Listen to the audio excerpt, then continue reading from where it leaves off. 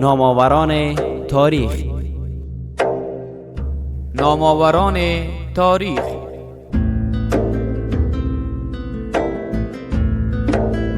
محمود فارانی.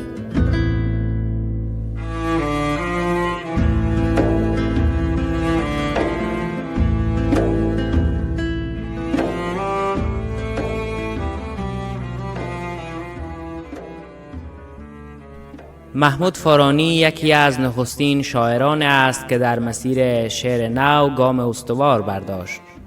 او که در سال 1317 در شهر کابل به دنیا آمده است، از سال 1334 به شعر گفتن آغاز کرد.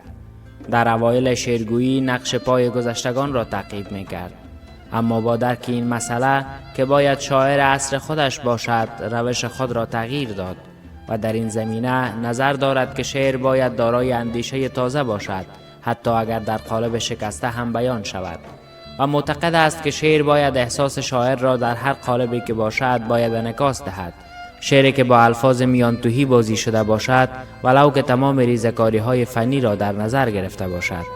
او به اوزان پیشنهادی نیمایوشیج و شعر آزاد تمایل داشته و در این اشکال شعر زیادی چاپ کرده است.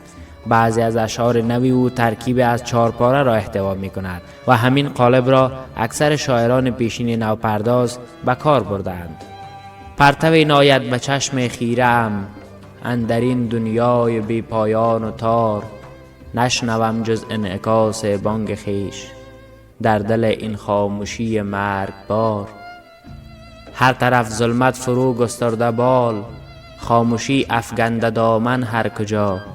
در میان این سکوت و تیرگی، می خزد اشباح لرزان بی صدا.